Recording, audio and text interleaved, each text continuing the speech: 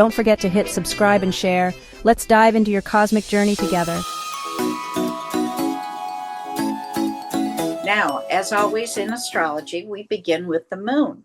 This week on Wednesday, the 24th at 12:10 in the afternoon, in the sign of Leo at 2 degrees 7 minutes, we have a new moon. That's when the sun and the moon are conjunct. And that's when you set intentions. What is it you want to work on? What project are you going to take on? And then you want to make sure you've written those intentions down, because when we have the first quarter moon in Leo, which isn't until April 23rd of 2026 at 3 degrees 56 minutes of Leo, that's when you do all the work on this project. So you have to have those intentions to know what you're doing. Then the full moon, that doesn't occur until January 22nd of 2027 at 2 degrees and 14 minutes in the sign of Leo. And then, of course, that's when everything becomes lit up and you can see what all's going on, and you can make changes where you need to. And then wait, pivot away, and wait for that last quarter. The last quarter does not come until November 20th of 2027. And that's at 8:25 in the evening at 20 degrees 57 minutes. Now we have 3 void of course times. On the 21st at 12:51 in the afternoon at 20 degrees 5 minutes. And that's all the way until the 22nd at 5:26 in the morning, when it moves into the sign of Cancer. All times that I give are Phoenix, which is Mountain Standard Time. On the 23rd at 5:41 in the evening at 21 degrees 5 minutes, all the way until the 24th at 8:29 a.m. when it moves into the sign of Leo. And last, on the 26th at 4:01 a.m., 24 degrees 34 minutes until 1:56 p.m. when the moon then moves into the sign of Virgo. Now let's take a look at what we have for Virgo. Well, effective last week, Mercury went into formal retrograde. It's been in its pre-shadow before that for about 2.5 weeks. So things have kind of slowed down. Communication, technology, and there's a sense of looking backwards. Friends, family, loved ones come back from the past during a retrograde. You may get a phone call from someone you haven't heard from in ages. And old lovers do return, but as quickly as they come, they can leave when retrograde is over. So be cautious there. Now, this week on Wednesday, the 24th, we have the sun and the moon conjunct, making the new moon. Remember, I just reminded you, set those intentions, write them down so you know where they are. That's, oops, I'm sorry, my phone just moved. Just 1 second here. The sun remains opposite of Pluto, as was last week. There is that tension between the two, your personal identity and the forces of change that Pluto demands, both internal as well as external change. There can be a power struggle, to be careful. Jupiter is conjunct with the moon while it is squaring Saturn. Generosity, kindness, optimism, spiritually curious, and creates a home with laughter. Given all of that, there is still a need for emotional security. Without finding it, you will get it via self-protection. Sometimes difficult trusting others. You may guard your feelings. Be cautious. That can lead to loneliness. Neptune and Saturn continue to dance between Aries and Pisces and back again through their retrogrades. They are both in a sextile to Uranus, which gives you excellent problem-solving skills and your dreams may lead into reality. The moon is in a square with Neptune. This can lead to blurred boundaries. You may find yourself deeply sensitive, and you are in for a special moment in your life, a spiritual connection. And you may have a problem distinguishing your own feelings from others. And that can be confusing and also unrealistic. At the end of the week, the moon will be in a square with Uranus, a sense of inner restlessness, feeling misunderstood, maybe drawn to alternative lifestyles. You find it hard to conform to traditional family roles, and things are highly charged. Things feel intense, and you feel very vulnerable. If you're struggling with emotional balance, feeling the weight on your shoulders. Dawn, what do you have for Virgo?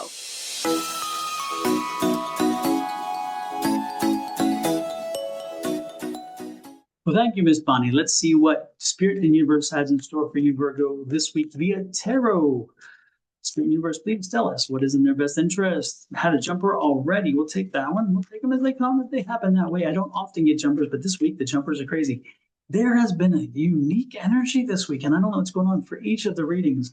I've not had this happen in a long time. Usually my cards do not jump, and I'm okay with that because I don't always like the feeling of it because I feel like it's like, a little chaotic. I am a Scorpion. I like control. Let's start with this. On the bottom of the deck is the overall energy of your environment this week, and it is one of authority. This is a week where you're going to find authority and requirements and rules and regulations to either be a benefit to you or a hindrance to you. So don't be surprised as you move through things that you're like, oh, you can't do this, you can do this, you can't do this. And you're going to say, why? You're going to be like, oh my goodness. So don't be surprised again. But it could help to help in an advantage too, because you may want to make a decision and it's like, yeah, that's possible, and this is how you should do it. So there may even be structure. This could also be structure, but this is also a very supportive energy, so know that. Now, your energy for the week is that of an amazing, wonderful Justice card. The Justice card is just saying, you know what? If you've been doing some good things out there, don't be surprised if they come back. This is also doing the right thing. This is a week where you step up, do the right thing. Do what is required of you, what's expected of you that you believe you owe an obligation for. So this is and this comes back to the structure because again, stay within the guidelines. Do what is required. Do what you know you need to do. And this is going to be difficult because this is a change card. The change card is saying that in this week you may have been flying loose with some things. You may have been kind of skirting some things and doing things maybe cutting corners, maybe having to speed things up or do something. Don't do it this week. This is a week of warning. This is a warning that let's make sure we stick to what is required. Let's make sure that we don't skirt any issues. We're not flexible with rules, if you know what I'm saying. Make sure this is a week where we are following the rules. We're following procedures. We're doing everything right because it's like if there's a misstep, and that's kind of this energy, there's somebody's waiting to watch you do a misstep. They're waiting for you to make a mistake. So at work, make sure all the paperwork is proper. Make sure that you are doing your job as expected. Make sure that you're on time. No late this week. This is not a waiting week. If you need to take some time off, make sure it's real. It's valid in the eyes of your employer as well as you. Make sure there's an understanding. If you need to take time off, make sure that you have cleared it with your employer and that they have agreed and acknowledged that you're having the time off because that could be a pitfall here too. Make sure that if you have a comfortable relationship with your boss, make sure this week you still keep it professional because this is a week where, again, if you break that bond, that barrier, you may pay a price, and even unintentionally. And we none of us want to be intentionally belligerent, but don't be surprised if you wind up doing something and you disrespected somebody you didn't expect, because that's the energy this week. It's about doing something you've been doing for a while, but realizing that's not what it should be. That's not how it should be. So make sure that we are staying within the guidelines. Okay, that's the important thing. Stay within the guidelines. Let's see what else we have here. Okay. Yep. I was getting a message from Spirit Energy, and what it's also warning me about is be careful with children this week. Be careful with your children. Your children will push you and they will push their boundaries of their environment this week. And so they're saying, be careful with your children this week. Make sure that your children are, if they break rules, make sure that you bring them back into the structure. Make sure that you tell them this is not acceptable. Make sure you give adequate punishment or redirection or however it is that you help teach your child. Make sure that the lesson that they learn this week is, oh, well, that's okay. You only did it once. No, that can't be. I'm being told very clearly that this is a lesson for you as a parent, if you are a parent, or if you are a boss, the same thing. This is a week not to let the structure get loose because you set a standard moving forward. So if you're a parent, if you are an employer, if you are a boss, if you are a teacher, if you are a counselor, again, even counseling, you have to control your counseling session. If you're in any of those situations of power or authority, make sure the lines are clear. Even if they've gotten sloppy over time, make sure that you remind folks, hey, we may have this relationship because we know each other, but you have to understand that we also have a professional relationship. We have a different relationship. You and your kid may be wonderful. You may get along well, but remind them, hey, I am still your parent. Because sometimes they think, oh, he's my friend too. And it's like, oh, no. I may be friendly to you. And I love the fact that you feel that, but I am also still your parent. So I will have to instruct you from time to time. I'll have to correct you. And I'll have to let you know when you are wrong. And that's not a bad thing. So make sure you do that. Make sure that you become that figure if that's the case. And otherwise, if you're on the opposite end of that, fall in line and do what you know you need to do. Make sure that you're comfortable living within the guidelines this week. All right. Call your parent, call your children, call your brothers and sisters, because this energy is a nice reconnecting energy as well. Make sure that you reach out to them and just say, hey, how you doing? Life good for you? That's good. You don't have to get as little if you don't get along with them, if you have a problem, this is the network. This is the time to make it happen. Make that connection.